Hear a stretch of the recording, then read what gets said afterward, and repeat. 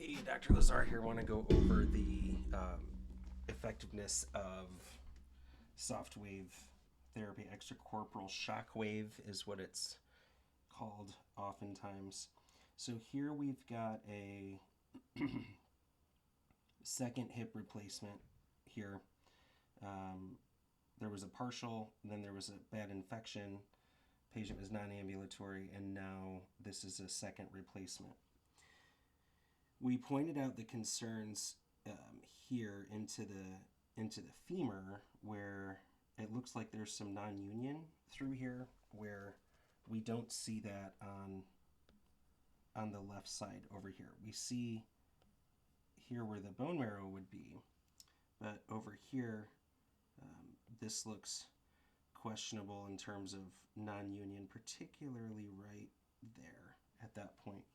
Spoke with the surgeon. Surgeon wasn't concerned, so there was that. But then we recommended the SoftWave TRT extracorporeal shockwave therapy. And if we're considering this here, any sort of non-union or even absence of full healing, regardless of what you want to call it, what the research shows is overwhelmingly clear. When the shockwave therapy is compared with surgery for these long bone non-unions, non-union means it didn't heal completely. What they found was 6 months later, 70% of the non-unions in group 1, 70%, 71%, 73% had healed. 3 to 6 months after the shockwave, it says the clinical outcomes in the two shockwave groups were significantly better than those in the surgical group. Really, really important to point out. Also, the conclusion that they made from this research was that the shockwave or SoftWave therapy is as effective as surgery in stimulating union of long bone hypertrophic non-unions. And it yields better short-term clinical outcomes. So, according to this study, they all ended up healing, but the clinical outcomes in the shockwave groups were significantly better than those in the surgical group. So, not only does it not harm in any way, it actually benefits. Then we're going to go to this article here, where they pointed out that there were no neuromuscular, systemic, or device-related adverse effects in the extracorporeal shockwave therapy group. This is important to know that there were no adverse effects noted. So that's important because we don't want to cause any trouble. In International Journal of Surgery, this was a lit review, biological mechanism of shockwave in bone. So how does shockwave, what does it do for the bone? It acts as a mechanical stimulus which promotes biological healing process, we're reading here, through mechanotransduction. So it's transferring movement, if you will, into an area. The effects, okay, so if we send those waves in, the effects are tissue regeneration, really important if we want to have new tissue. Wound healing, also very important. Angiogenesis, that's the formation of new blood vessels. Bone remodeling, if bone's not healing, not growing together, remodeling is very important. And of course, anti-inflammation. This is huge. The other thing to point out, this research was from 2015. This is not new information. When there was extracorporeal shockwave therapy treatment on tendon to bone. So tendons are what attach muscle to bone. And when they did those on the tendons, they noticed that there is increase in neovessels, so newly formed vessels, began to rise 1 week after that. Now, tendon is poorly vascularized, meaning it doesn't get a whole lot of blood flow because there are other things like organs and large muscles that take priority. But the blood flow is required for there to be healing. And so what this is saying is that when this shockwave is done, new blood vessels start to form within 1 week. That's going to be significant in the healing. It persisted through 12 weeks. The upregulation of the nitrous oxide and the vascular endothelial growth factor here, which allows blood vessels to grow, it showed significant increases in 1 week, and it reached peak values at 12 weeks. So from 1 to 12 weeks, there's a lot more blood flow because there's new blood vessel formation happening. Really, really, really helpful in healing. And then osteonecrosis of the hip. So when there's infection and the bone is starting to be eaten away, what they were finding was the hips that had the shockwave therapy done showed significantly more viable bone and less necrotic or dead or damaged bone.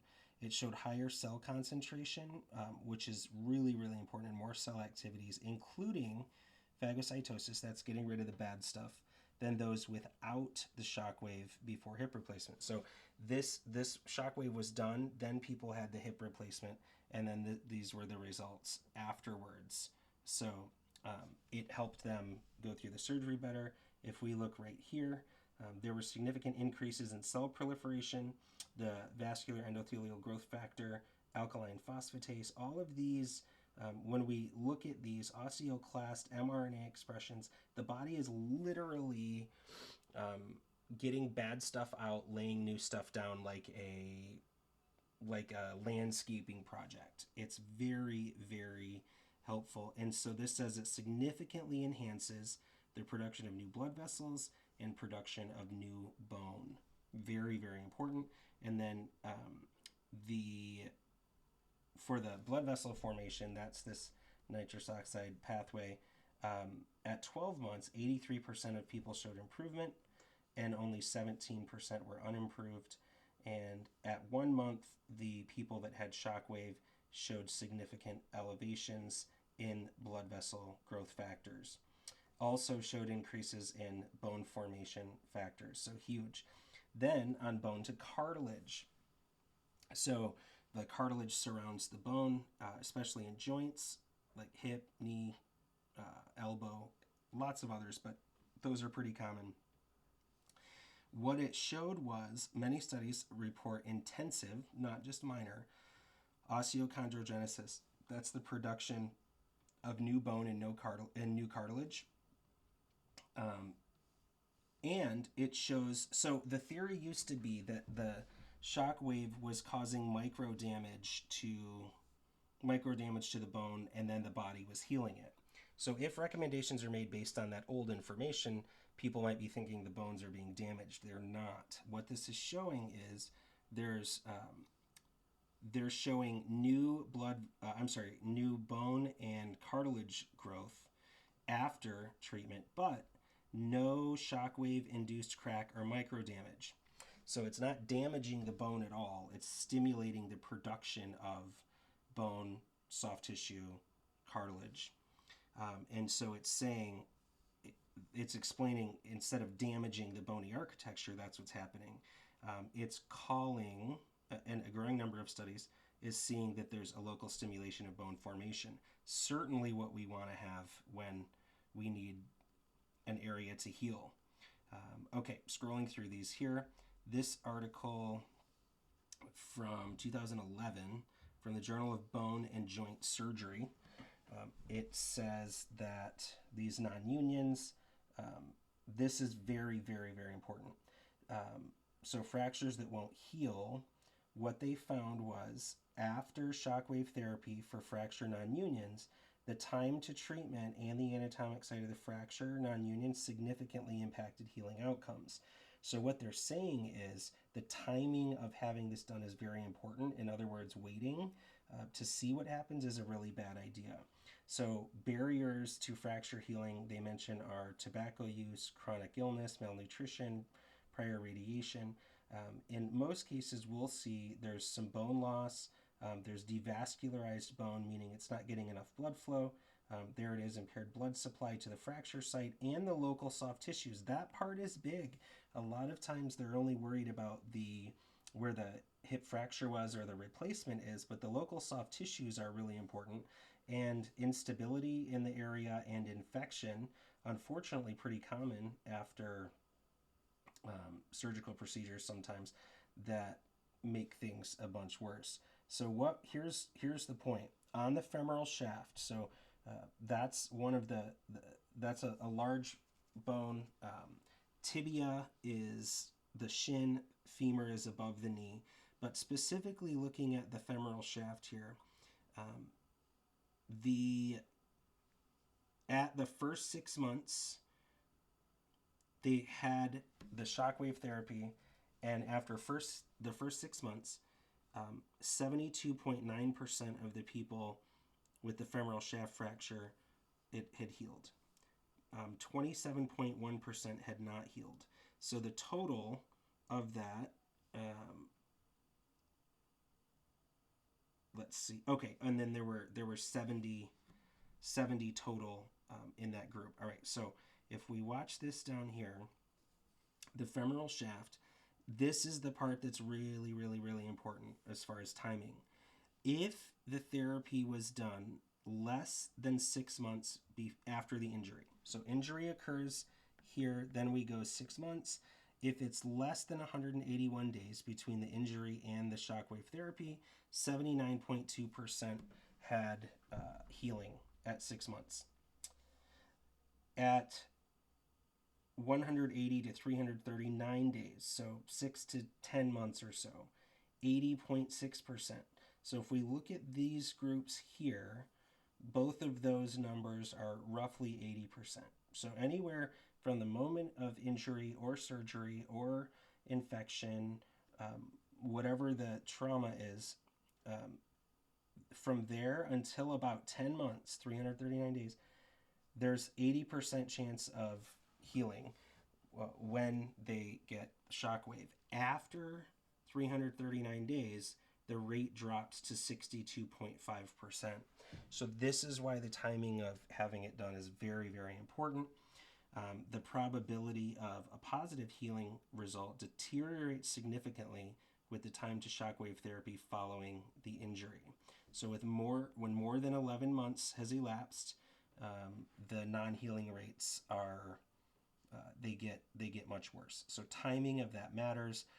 And then when we look at people with low bone mineral density, people whose bones are a little bit weaker, more susceptible to fractures, what we're seeing is the people that have the shockwave therapy, we know that's already approved to support bone healing. So if we look at when this article was out, let's see, this was 2017, and it's already being published in the literature that SoftWave is already approved to support bone healing. So we're not establishing that, it's already been established. But here's the conclusion of this study. The shockwave as treatment option to fractures in patients with low bone mineral density can lead to equilibrium or balancing out of levels of bone turnover markers to the levels of patients with normal bone mineral density. So they had two groups. They took group one that had low bone mineral density.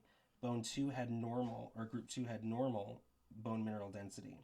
And what they found was, as they did the SoftWave on this group, it made it so that the markers were the same as people in the normal group. Very, very helpful to know that. And down here, the conclusion that we're seeing right here is that extracorporeal shockwave therapy as treatment option of fractures in patients with low bone mineral density can lead to approximation of levels of bone turnover markers to the level of patients with normal bone mineral density, which means it may help to improve and accelerate fracture healing in low bone mineral density organisms or people. So really important to know, number one, it's very safe. Number two, the timing matters. And then this is big. In 2015, it was pointed out that patients with atrophic non-unions, so meaning it's wasting away, femoral shaft fractures, shockwave can be used as an alternative and effective non-invasive method of treatment. It does not negatively influence or compromise previous surgeries. So if people want to know, hey, is this going to mess things up? Absolutely not. It's only going to help. It does not negatively influence or compromise previous surgeries. And if needed, the shockwave therapy can be followed by additional surgeries without any complications. That was since 2015. So not new data there. What we showed here was in the same study, the analysis was done 12 months after the SoftWave application, and 63.6% of them achieved primary union, meaning the bone was healed. There were no systemic or local complications. That's important. And so ultimately the union rate was 100% if shockwave therapy was performed less than 12 months after the initial nailing surgery. And so when we look at the nailing surgery here, how they put the nail through, and here, the union rate was 100% if shockwave was performed less than 12 months after the surgery. 42.6% when it was performed after 12 months. So 63.6 down to 42.6 based on that 12-month mark. So again, more research is showing that timing matters. And then in the International Journal of Surgery, their question was, hey, if this is so good, should it be the first choice of treatment of these fractures? And so here we can see that there's a fracture all the way through the femoral shaft, and there's shockwave that's happening there. The therapy is happening there. And what they found was in this group, there were 87 non-unions. So 87 fractures that didn't heal yet. 75.7% of those achieved bony healing after 6 months following SoftWave therapy, which means that the average success rate of almost 80%, and around 75% of the referred patients suffering from a non-union fracture are suitable for SoftWave. There are contraindications that won't allow us to do it, but about 75% of the time people are good candidates for that. And then lastly, what they were finding, the visual analog scale, anytime somebody asks how your pain is, 0 to 10, with 10 being the worst, that's verbal, but there's a visual representation you can point to. That's the visual analog scale. And then there's an outcome assessment called the lower extremity functional scale, or the LEFS. And what they were finding with this is that 3 to 6 months after SoftWave therapy, the outcome parameter of the visual analog scale, which is pain measurement, and the functional scale, which is how the function is doing, in the two shockwave groups were significantly better than those in the surgical group. And so what they're saying is not only is it really effective, but that the shockwave groups were statistically significant and better than those in the surgical group. So that lets us know that if SoftWave has been proven as as effective as surgical procedures, but also being more economic, practically free of side effects, then the conclusion here in the in the surgical journal is that it should be considered progressively as the therapy of first choice. So really important. This was also in 2015, not new data, but very, very important that the information you're getting is accurate.